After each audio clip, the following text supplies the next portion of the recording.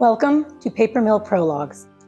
It is with great excitement that we bring our 85th season to a close by celebrating one of the greatest singer-songwriters of our time with Beautiful, the Carole King Musical, which features the music and explores the extraordinary life and career of this living legend.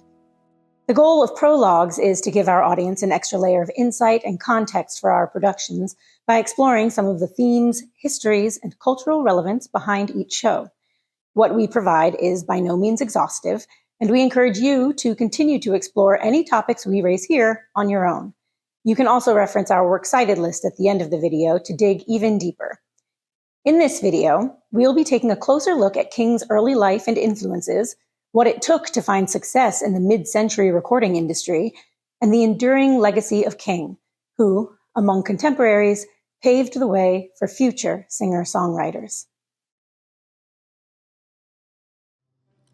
In 1936, Eugenia Kammer, an English and drama major, met Sidney N. Klein, a chemistry major, at Brooklyn College.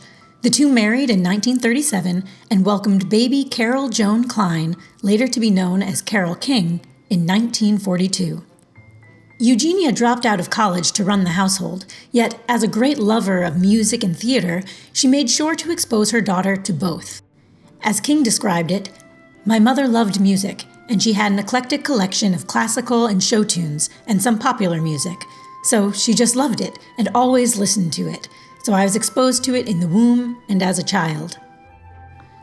King quickly developed a highly accurate sense of pitch.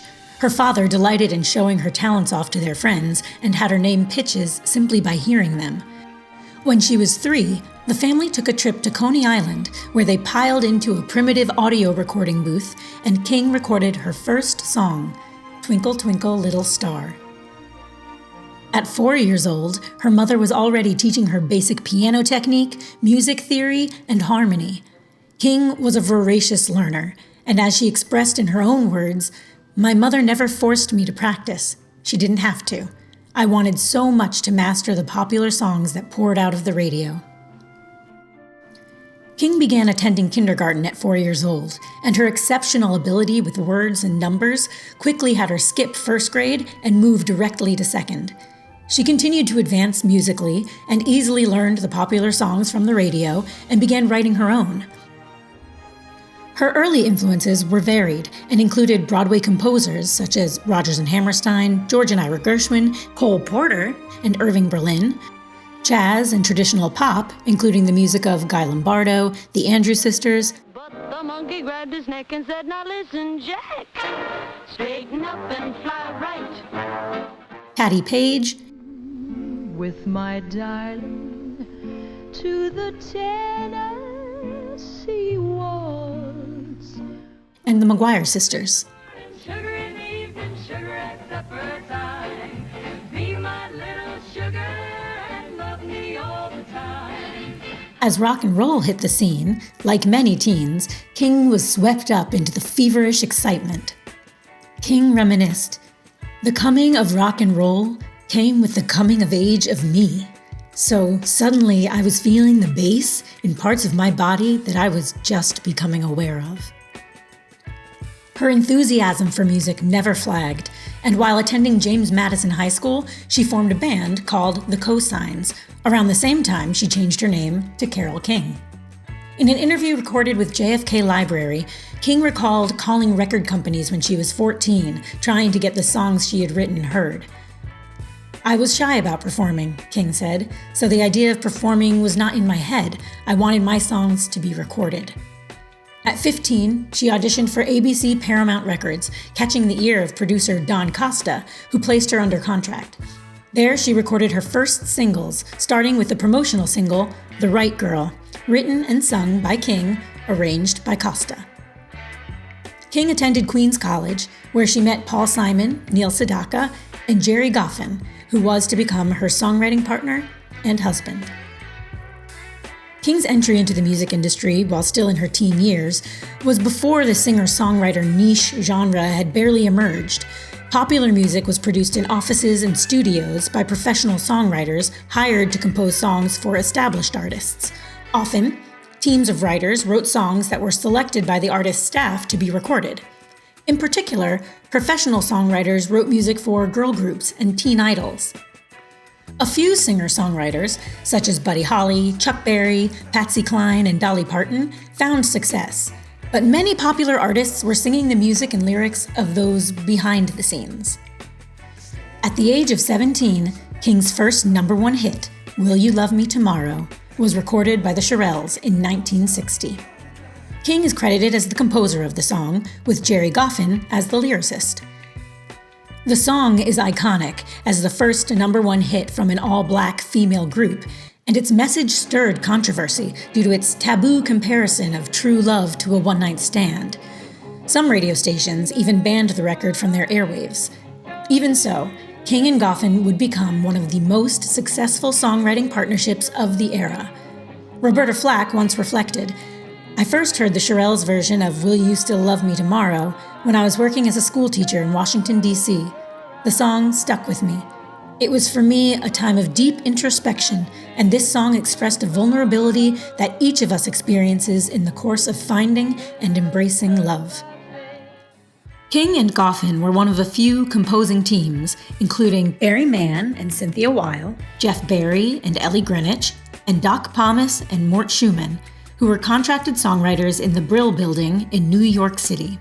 The building housed music industry offices and studios full of artists, musicians, and songwriters to produce hit songs that would dominate the charts from the 1940s through the 60s. Alden music publishers Al Nevin and Don Kirshner created a music hub that shaped the Brill Building sound. In the 60s, however, the next generation of singer-songwriters continued to change the landscape. More artists were telling their own stories rather than ones that were provided to them.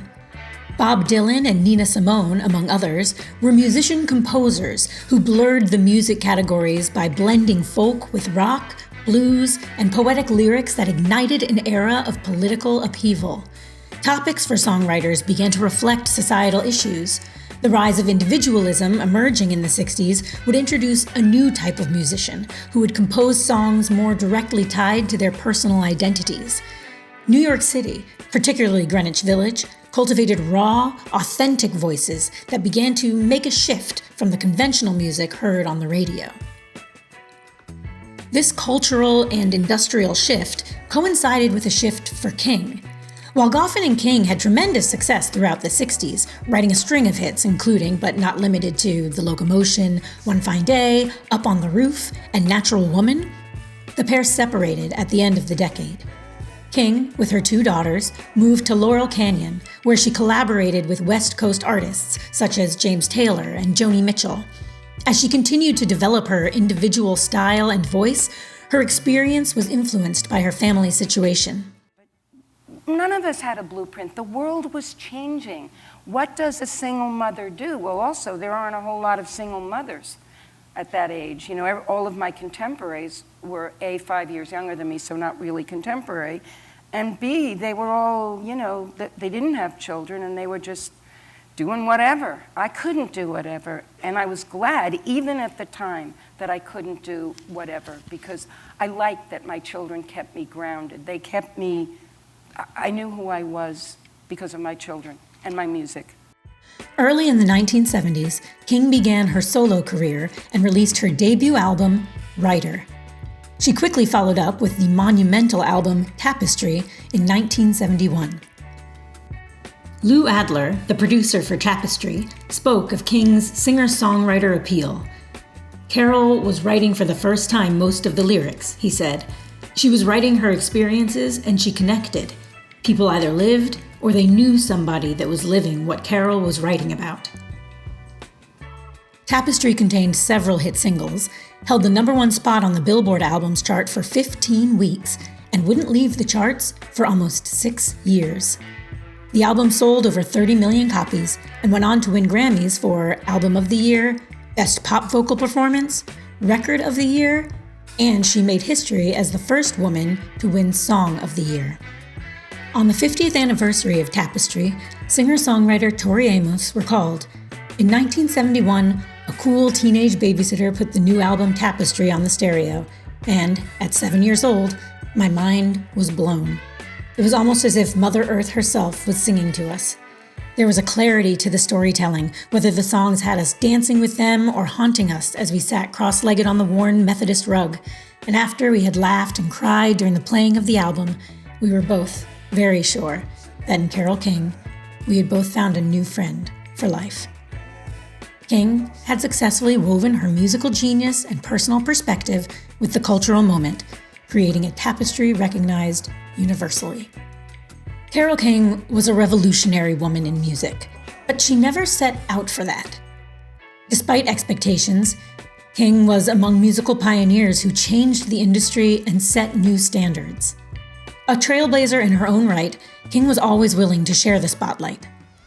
King's story is deeply intertwined with other industry celebrities of the time, boosting one another's careers along the way. Over the last 64 years, King has garnered numerous honors and awards, not least among them 2 inductions into the Rock and Roll Hall of Fame as both a performer and songwriter, and receiving the Library of Congress Gershwin Prize for Popular Song, the first woman to do so. I will be getting an award from the Library of Congress. And I'm the first woman to get this award, the Gershwin Prize. I'm the 5th recipient. And it's, it's sort of like nestled in there among the history of our country that just feels so amazing to me. But her focus now centers on using her fame for social and environmental justice. In 2018, she released a rewritten version of her 1977 song, One. In an attempt to galvanize Americans to go to the polls for the midterm elections, the rewritten final verse included the lyrics, "Come together as one, show them how it's done. At the end of the day, we'll be able to say, love won." Since the 1990s, King has testified on Capitol Hill 3 times in an effort to help get the Northern Rockies Ecosystem Protection Act passed, and she works with multiple groups on environmental policy.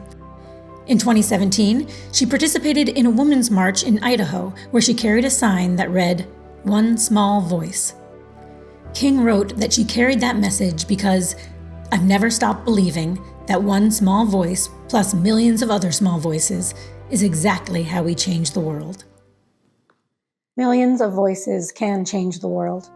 But with King's one voice, she has touched and inspired millions across the world for more than half a century. Her voice, and the voice she has lent to the countless artists who have performed her music, has made and will continue to make the world more, in a word, beautiful. Enjoy the show.